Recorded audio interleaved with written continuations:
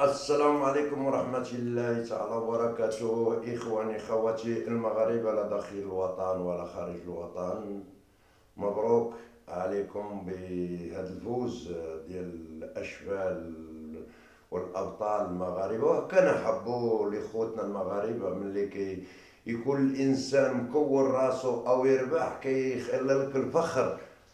واش فهمتي؟ حنا المغاربه هادو كما قلت لك، المغربي الحر راه كينفع ما كيضر، وديما كيشجع لطريق المعقول، ماشي طريق المنكر وطريق انا كنت ولا انا درت ولا أنا. يعني حنا نحبوا الخير لخوتنا المغاربه باش يكون كل شيء بخير وعلى خير الحمد لله. وتحياتي لخويا عبد الحكيم، وتحياتي لميمون القيلي، وتحياتي لخويا رشيد البشاري، وتحياتي لخويا مصطفى الحوات ومصطفى ولد رابعه، كل اهل الاحباب.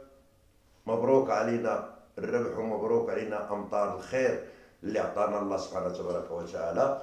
أما بما يخص خوتي المغاربة، لأن بعض الناس عزيز عليهم الإجرام والمجرمين، وعزيز عليهم العقول الملوثة والعقول اللي هي بمعنى الكلمة تشجع لل للاشياء اللي هي حنا كنشوفوا هادشي ديال الاجرام كما اشرت له سابقا بان الاجرام كتر. وكما كيقول المثل راه اليوم هنا وغدا لهيه، واليوم عاد هذا وغدا عاد هذا، لان الاجرام ما كيبشرش بالخير وما كيشرفش بان يشرف الانسان كانسان، والانسان اللي به الانسانيه ما يشرفوش يسمع للاجرام، بان الاجرام راكم شفتوه كثر في البلاد ولا كثير. وملي كيدخل الانسان للسجن، وتعرفوا السجن لان ليس السجن السونطرات لي خيريات، لان السجن هو مول البرقي ولا سونطرال. وماذا بيا لو كانت واحد الفكره عند الساده المسؤولين يسمحوا باش يخليو واحد العباره المنيره، يدخلوا واحد كما كانت محموده كانت في القناه حي الاعدام. وراكم شفتوا الناس كتطلب الموت، يعني الناس كتطلب الموت، قال لك كيقول لك كنموت جوج مرات ثلاثه في النهار، وكتشوف كل شيء كيبكي وكل شيء نادم اشد الندم. لان اخوتي الانسان هو حنا ماشي، راه حتى حنا دوزنا حقنا، راه داكشي اللي دوزناه استغفر الله ربي يا ربي تسمح لي، لا هذا ماشي انا كنقولوا نوع من الافتخار وان نوع من الاحتقار. داكشي اللي دوزتو عبدو ربي ربما دوزوش شي واحد بهذا اللي كنسمعوا بهم، اولا اللي هادو اللي كتشوف دوزنا التمسخيط وبالشهادات الشهود وفي مدن المغرب كلها، وليس في حومتي او في دربي فين كنت كنسكن غير بكازا، في خريبكا واتزان بجاع التادله بني ملال بعد القيم صالح ست ولاد الماء ودور المغرب سيدي قاسم في دوار صحراوه، زيدوا زيدوا زيدوا اللائحه طويله. لان هذا الشيء ما كينفعش الصراحه. باش الانسان علاش حنا كنبغيو كنديروا ابوني غير الكلام الخاوي والكلام اللي كيفيد، ما كنديروش الا الناس اللي عندهم الضمير حي هو اللي كيدير لك ابوني. وكاين اللي كيطل وما يديرش ابوني، بحال عرفتي علاش؟ بحال غادي يعطيك الكنز غينزل لك من السماء. راه الله اللي كيرزق ماشي العبد، راه حنا كنعيشوا بقدرة السميع العليم. كل انسان له نصف. ربما ربي ما بغانيش ناخذ من هذا الحكي او الى اخره. علاش الناس ما كتبغيش الحقيقه؟ الحقيقه صبحت مره كما قال لي السيد الدكتور ومحترم السيد القلاوي، نوجه له التحيه والاحترام والتقدير من هذا المنبر.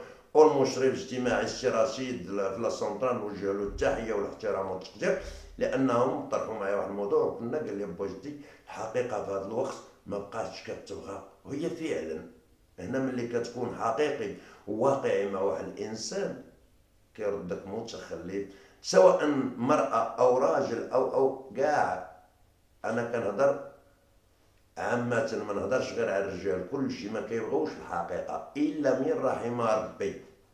فئة قليلة محسوبة على رؤوس الأصابع هي اللي كتبغي تعيش الواقع بما نعيشو الكل. ملي كنقولوا من التصادمات في الحياة اليومية، من سلبياتها وإيجابياتها وجميع بما يروج فيها من كالفاظ سيئة أو من كذا وإلى كذا إلى، يعني خوتي راه الإنسان هنا كيحسب راسو بانه هو الولد، هو جيمس بوند، هو الان دور، هو ستيف ماكوين، هو يعني جميع، هو وسميتو الممثل الامريكاني ديال الكوباي، جون برونسلو ولا سميتو بحال هكا تلبت لي السميه، يعني انزل كندعوا بلا شيء لم يكونوا بالانسان، فالانسان كيبقى مجرد انسان ضعيف، وغرور النفس هي اللي كتلوه الانسان كيدعى. وكما كنقولوها دائما، كل من كيدعى انا فاعرفوا خوتي يكونوا على يقين بانه لا شيء، لان اللي كيكون فعلا دار بحال هاد الاشياء اللي هو كيحكي عليها، والله لا حكاها لكم قسما عظما، يا ما يحكي لكم القصه. لانه علاش؟ لانه ادرى بنفسه وعارف نفسه وعارف قيمه نفسه، لا من اخطائها ولا من صوابها، ما غاديش يحكي مثل ما حكى لكم. كونوا على يقين. وبنادم راكم كتعرفوا دابا حاليا الانسان، راكم شفتوا هاد الموجه وهاد العاصفه اللي هي كتروج بخوتنا المغاربه من بعض العقول اللي هي كتشجع على الاجرام بدون واش هو على قصد او بدون قصد. لان الانسان ملي كيدوز وكيشوف يطل على ديك الحبس، كما يقال، قال لك حبس ولو كان قصرا. راه الحبس واخا يحبسوك في دارك كيعود الانسان محبوس ومال راسو وهامل راسو. علاش الانسان ما يعيش بالسلام ويعرف ما ليه وما عليه؟ ولا تكلم الانسان كيوري لهاد الشباب الناضج، هاد الوليدات اللي هما غالطين وربما عاشوا في واحد الوقت اللي هو ديال التكنولوجيا الحديثه، يعني واحد الشيء اللي هو كيلحق لهم المعلومه احنا ما عشناش فيه. ولكن هناك كاين حاجه اخرى، لان هي المخدر. لان كثره الشابات والشباب وتبلاو بواحد المخدر، ما نعرف انا سميتو كداير، كاين بحال ملوي بحال الحميمصه، تيتكيفوا. ملي كيتكيفوا تيعود لك انسان اخر، لانه كيغيب. لان علاش؟ وكثرة الجرائم او الخمر، الانسان ملي كيشرب الخمر او كيكمي او الى اخره، فهو فيه مكبوتات لداخل. لانه قبل ما يكمي كيقول خاصني ما يقدش يخرجه هو ساحي، ولكن ملي كيدروغا كيدير اي شيء لانه ما كانش يقد يديرو هو ساحي، كيديرو هو مخدر. لان ذاك المخدر كيخرج فيه واحد الشيء لانه ما يقدش يديرو هو ساحي. هذا هو علاش كتشوف عدة البلوات كطيح في هذا البلد الطيب وهذا البلد الجميل، وكتشوفوا هذا الشيء اللي كنشوفوا وكنسمعوا يعني على هذه القناة ديال اليوتيوب من جرائم ومن اختطاف ومن إلى آخره. لأن هذا الشيء كله ما كيشرفش.